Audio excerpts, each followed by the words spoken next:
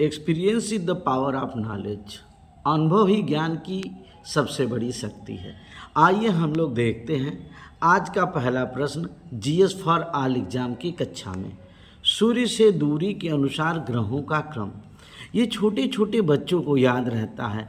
अगर आप किसी कंपटीशन की तैयारी कर रहे हैं और उस समय हो सकता है आपको न भी याद हो, तो घबराने वाली कोई भी बात नहीं है। सूर्य से सबसे कम दूरी पे बुध है, बुध के बाद शुक्र, शुक्र के बाद पृथ्वी, पृथ्वी के बाद मंगल, बृहस्पति, शनि, अरुण, वरुण।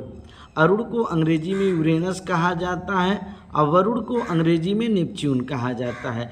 तो आइए देख लेते हैं सूर्य से दूरी के अनुसार ग्रहों का क्रम। सूर्य से दूरी के अनुसार ग्रहों का क्रम बुध, शुक्र, पृथ्वी, मंगल, बृहस्पति, शनि, अरुण, वरुण।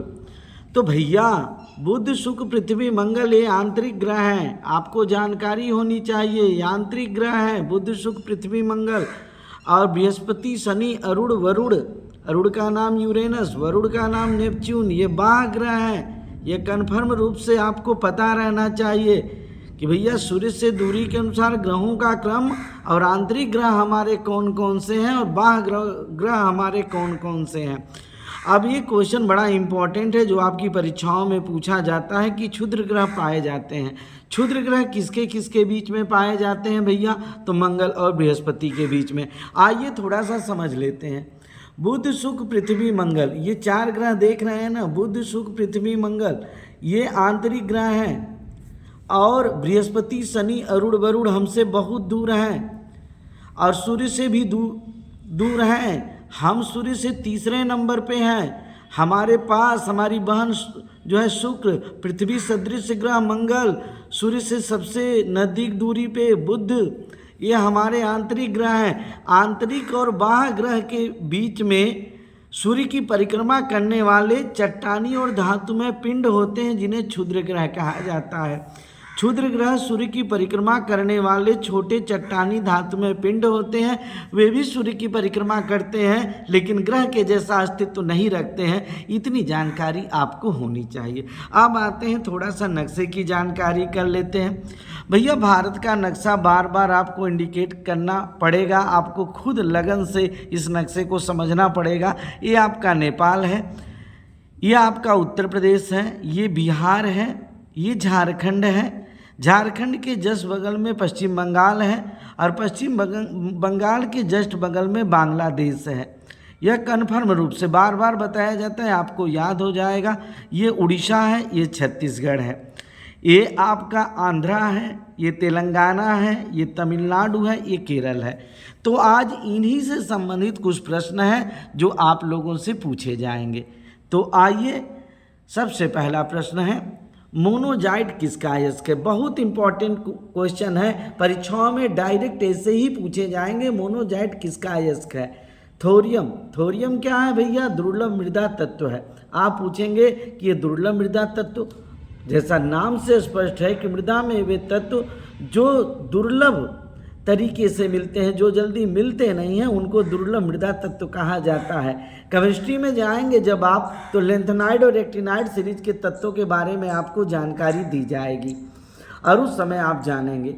मोनोजाइट कहाँ मिलता है? केरल, तमिलनाडु, उड़ीसा के तटीय क्षेत्र में। तो आइए देख लेते हैं।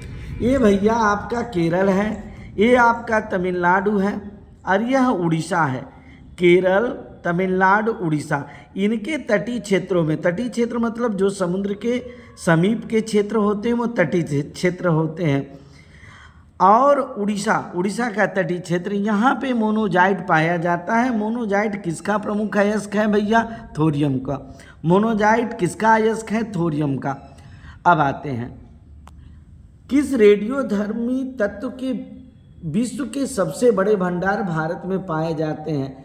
थोरियम, केरल। बहुत इंपॉर्टेंट है, ये रेडियो एक्टिव तत्व है। इससे अल्फा, बीटा, गामा किरणें स्वतः उत्सर्जित होती रहती हैं। यह क्वेश्चन बड़ा इंपॉर्टेंट है। किस रेडियो धर्म तत्व के विश्व के सबसे बड़े भंडार भारत में पाए जाते हैं? थोरियम, केरल। तो आइए, यहाँ पे केरल में थोरियम का विशाल भंडार पाया जाता है केरल राज्य में। और थोरियम मोनोजाइट का प्रमुख अयस्क है। अब आते हैं बेटा अगले प्रश्न में।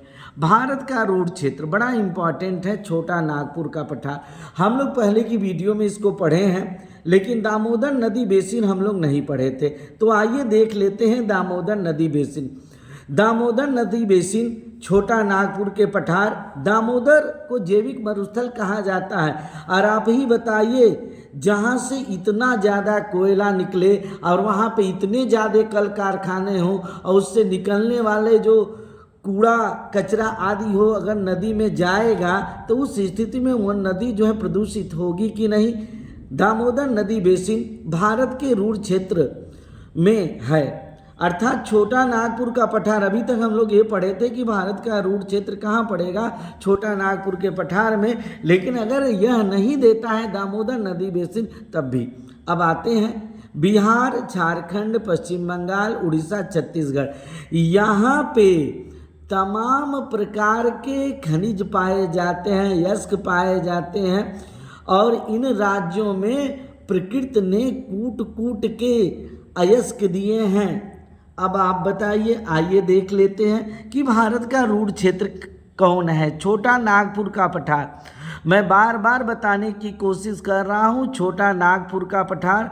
आप देख लीजिए, ये छोटा नागपुर का पठार बिहार है, झारखंड है, छत्तीसगढ़ है, उड़ीसा है, पश्चिम बंगाल है। इतना एरिया जो है छोटा नागपुर के पठार के अंतर्गत आता है, जिसको भारत का रूट क्षेत्र कहा जाता है। अब अगले प्रश्न पे चलते हैं। भारत में कोयले की कितनी किस्में पाई जाती हैं? तो भैया भारत में कोयले की 4 किस्म पाई जाती है। कल हमने लोहे की बात की थी, आज कोयले की। एंथ्रासाइट कोयला सबसे उच्च कोटि का कोयला होता है, 80 से 90% तक पाया जाता है, ये जम्मू कश्मीर में। तो भैया यहाँ जम्मू कश्मीर को आप लोग देख लीजिए, ये आपका लद्दाख है और ये आपका जम्मू कश्मीर है। इसी एरिया में एंथ्रासाइट कोयला मिलता है भैया, इसी एरिया में एंथ्रासाइट कोयला मिलता है, सबसे उच्च कोटि का कोयला होता है। अब दूसरे नंबर पे है बेटा बिटुमिन्स, मध्यम कोटि का, जिसमें कार्बन की प्रतिशत मात्रा 40 से 75 होती है, और यह झारखंड, उड़ीसा और छत्तीसगढ़ में। जहाँ कोयले की सबसे बड़ी खानें हैं, कहाँ है भैया? झारखंड में, उड़ीसा में, पश्चिम बंगाल में, छत्तीसगढ़ में। तो भैया इन जगहों पे बिटुमिन्स कोयला पाया जाता है। जम्मू कश्मीर में एंथ्रासाइट कोयला पाया जाता है, और यहाँ पे बेटा बड़ा इम्पॉर्टेंट है, लिग्नाइट कोयला निम्न कोटि का कोयला है, लेकिन फिर भी 30 से 40% तक यहाँ पे कार्बन की प्रतिशत मात्रा होती है। और यह लिग्नाइट कोयला का क्षेत्र बड़ा इम्पॉर्टेंट है तमिलनाडु नवेली ताप विद्युत गृह में। तो भैया ये तमिलनाडु को देख लीजिए, और तमिलनाडु में नवेली ताप विद्युत गृह है, यहाँ पे लिग्नाइट कोयले के भंडार पाए जाते हैं, बड़े इम्पॉर्टेंट है भैया तमिलनाडु में। अब आते हैं भैया पीट जो है अत्यधिक निम्न कोटि का कोयला होता है, बड़ा इम्पोर्टेंट है पीट कोयला। इसमें जो है कार्बन की प्रतिशत मात्रा इतनी कम है ना कि इसको हम जो है गणना में नहीं लेते हैं, लेकिन ये भी कोयले की प्रमुख किस्म है, और ज़्यादा इसमें जो है आर्द्रता रहती है, जो भट्ठे आदि पे जो है प्रयोग किए जाते हैं, अत्यधिक निम्न कोटि का। और नवेली ताप विद्युत गृह बेटा आप मत भूलिएगा। भूरा कोयला बड़ा इम्पॉर्टेंट है, अधिकतर परीक्षाओं में पूछा जाता है तो बच्चे एंथ्रासाइड पे लगा देते हैं, लेकिन गलत है। भूरा कोयला जो है मध्यम श्रेणी के कोयले को कहा जाता है, निम्न श्रेणी के कोयले को कहा जाता है। भूरा कोयला बड़ा फेमस है, क्योंकि हमारे यहाँ तमिलनाडु का नवेली ताप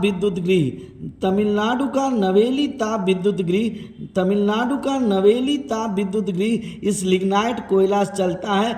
यह एग्जाम का बड़ा फेवरेट क्वेश्चन है भैया। भूरा कोयला लिग्नाइट कोयला को कहा जाता है, तमिलनाडु का नवेली ताप विद्युत गृह है। अब भैया झरिया, आप लोग गाना सुने होंगे कि सुनीला की झरिया में कोयला बिकाला, पानी है खराब सभे लोग सवराला, एक तो रहले सावरे दूसरे हो जइहे करिया पहुँचले कि ना। अब वही झरिया जो है झारखंड का, झारखंड में कोयले का भंडारण सबसे ज़्यादा है और कोयले का उत्पादन कभी उड़ीसा से ज़्यादा हो जाता है, कभी पश्चिम बंगाल से ज़्यादा हो जाता है, कभी छत्तीसगढ़ कर देता है, लेकिन भंडारण आज भी झारखंड के पास है। तो झरिया झारखंड आपको भूलेगा ही नहीं, जैसे झरिया जैसे झारखंड। अब भैया अंतिम बात है भिलाई। भिलाई जो है इस्पात संयंत्र है, छत्तीसगढ़ में है। कहाँ पे है भैया? छत्तीसगढ़ में। बड़ा इम्पॉर्टेंट है।